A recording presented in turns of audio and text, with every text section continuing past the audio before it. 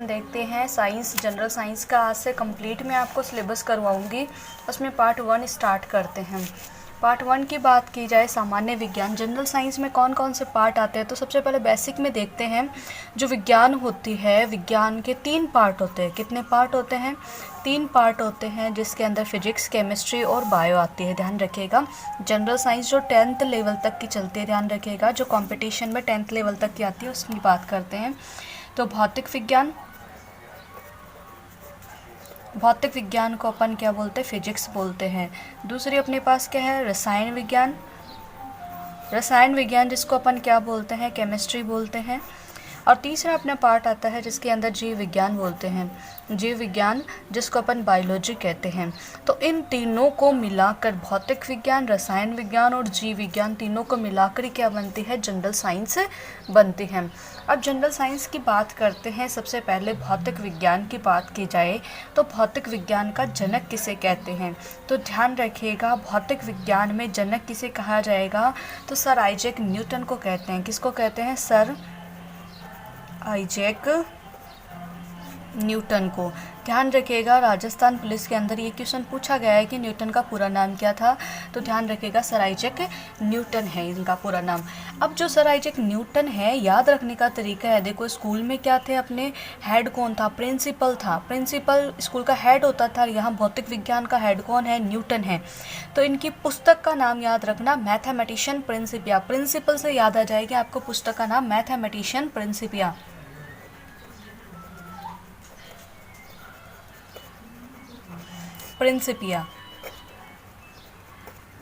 इस mathematician Principia पुस्तक के द्वारा ही अपने को पता चलता है। इन्होंने इसमें किसके बारे में बताया था? बल व गति के बारे में बताया था।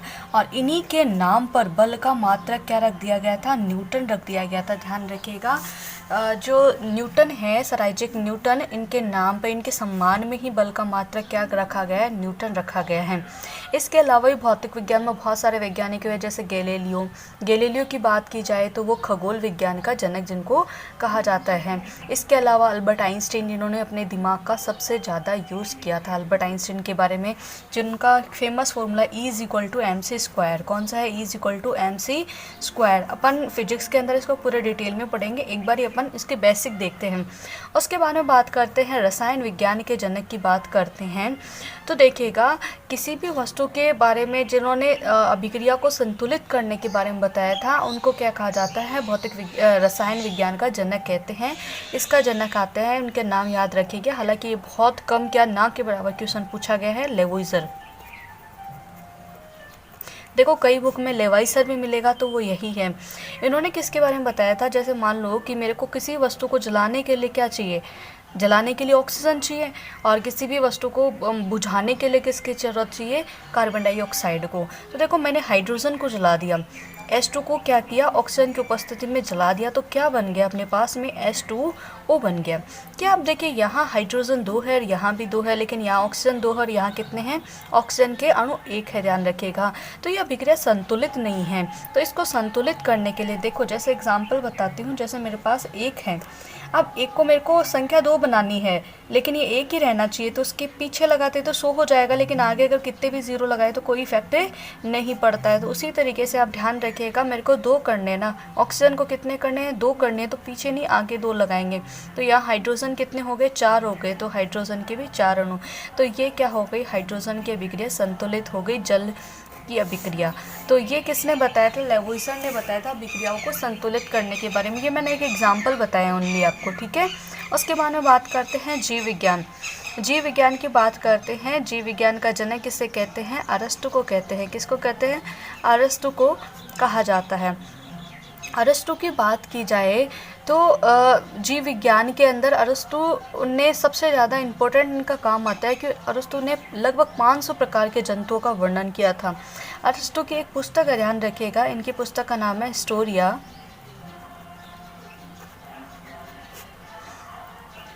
एनिमेलिया।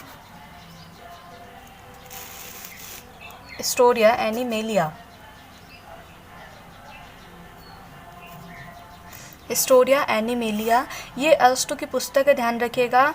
अरस्तु को अपन इंग्लिश में क्या बोलते हैं? एरिस्टोटल बोलते हैं, ध्यान रखिएगा। अरस्तु को ही इंग्लिश में क्या बोला जाता है? एरिस्टोटल कहा जाता है। अब हिस्टोरिया एनिमेलिया जो पुस्तक थी इनकी, इसमें इन्होंने लगभग 500 प्रकार के जंतुओं का वर्णन किया था। ध्यान रखिएगा, इसी पुस्तक के आधार पर अपन ने क्या किया है, इनका जीव विज्ञान का जनक किसको माना है, अरस्तु को माना है। और इनकी पुस्तक का नाम यह रखिएगा याद, हिस्टोरिया एनिमेलिया। इसके बाद में बात करते हैं अपन वनस्पति विज्ञान। वनस्पति विज्ञान की अगर मैं बात करूं तो वनस्पति विज्ञान का जो जनक है, जनक का नाम है थियोफ्रेटस। फेस्ट्रस है, सॉरी,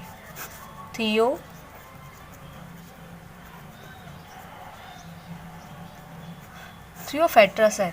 अब वनस्पति विज्ञान जिसकी बात करते हैं अपन, वनस्पति विज्ञान जिसको बोटनी कहते हैं, ये बायोलॉजी है, ध्यान रखिएगा। बायोलॉजी का जनक भी अरस्तु है और बोटनी का, ध्यान रखिएगा, जो बोटनी का जनक है वो कौन है, अपने थियोफ्रेटस है। थियोफ्रेटस जो है ये, ध्यान रखिएगा, अरस्तु का एक क्या था, एक शिष्य था, ध्यान रखिएगा, अरस्तु का शिष्य था। इनकी भी एक पुस्तक है, ध्यान रखिए, इनकी पुस्तक का नाम है हिस्टोरिया प्लेंटिनम। ध्यान रखिए, पुस्तक का क्या नाम है, हिस्टोरिया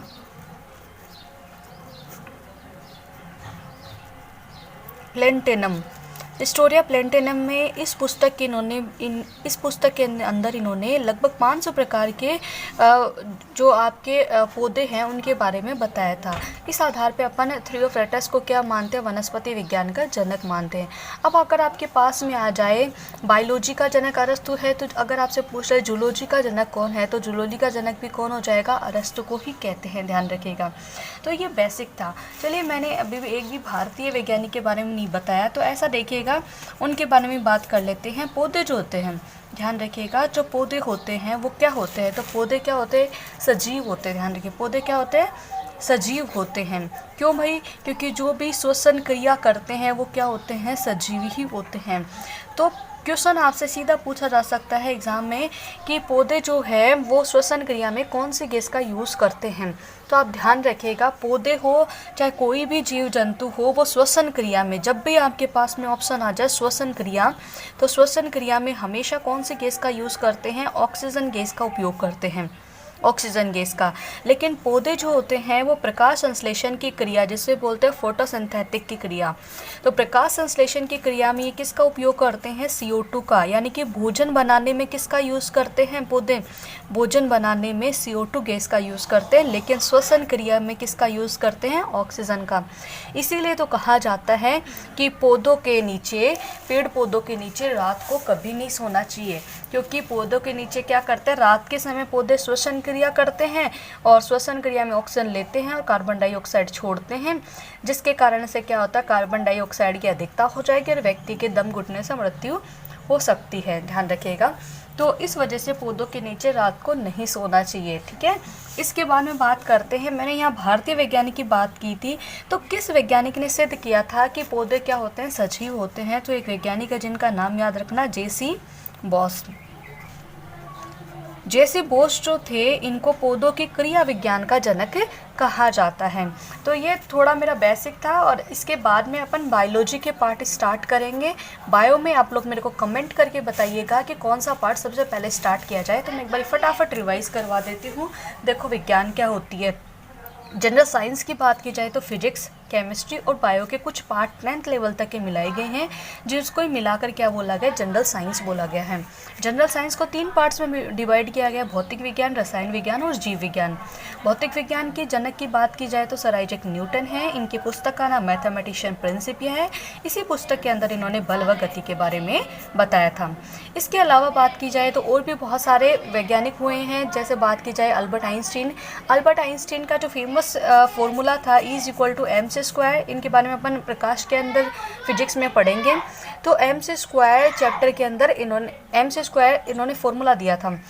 तो इसके अलावा भी अपने गैलीलियो हुए थे, ध्यान रखिएगा, गैलीलियो जिनको खगोल विज्ञान का जनक कहा जाता है।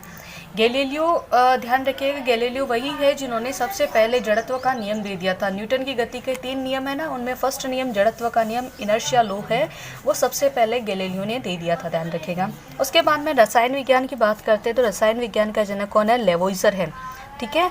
इसके बाद में जीव विज्ञान का जन्म अरस्तु है, जिनको इंग्लिश में एरिस्टोटल बोलते हैं, और इनकी एक पुस्तक है जिसका नाम है स्टोरिया एनिमेलिया, जिसमें लगभग 500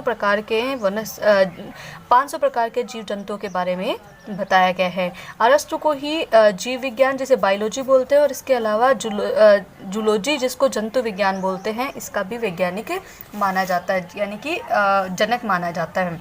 उसके बाद में रसायन विज्ञान की बात की जाए तो रसायन विज्ञान का थ्रियोफेट्रस है। थ्रियोफेट्रस की पुस्तक है जिसका नाम है हिस्टोरिया पैलेंटिनम, जिसमें भी लगभग 500 प्रकार के प्लांट्स के बारे में बताया गया है। अभी बात करते हैं आनुवांशिकी। आनुवांशिकी का जनक किसे कहा जाता है, तो ध्यान रखिएगा, आनुवांशिकी का जनक है ग्रेगर जॉन मेंडल को बोलते हैं। Gregor John Mendel. Gregor John Mendel की बात की जाए, इनकी पूरी स्टोरी आपको पढ़नी रहेगी टॉपिक के अंदर। आनुवांशिकी की आप ध्यान रखिएगा, ग्रेगर जॉन मेंडल के द्वारा ही आज के टाइम अगर बात की जाए तो एक पौधे के बहुत सारे फल, अगर बात की जाए सब्जियां, एक पौधे के जैसे बात की जाए तो आलू भी लग जाते हैं, टमाटर वगैरह 2-3 सब्जियां एक साथ लग जाती है, तो वो किसके कारण से, ग्रेगर जॉन मेंडल के द्वारा ही सिद्ध हो चुका है। ध्यान रखिएगा, पहले ये भ्रांति थी कि जो बच्चे होंगे वो माता और पिता पे ही पूरे जाएंगे। जैसे एग्जाम्पल दूँ, अगर मान लो कि मम्मी बहुत सुंदर है, पापा भी बहुत सुंदर है, तो कोई ज़रूरी थोड़ी ना उनके बच्चे भी एकदम सुंदर ही होंगे, हो सकता है वो दादा दादी जी पे जाए।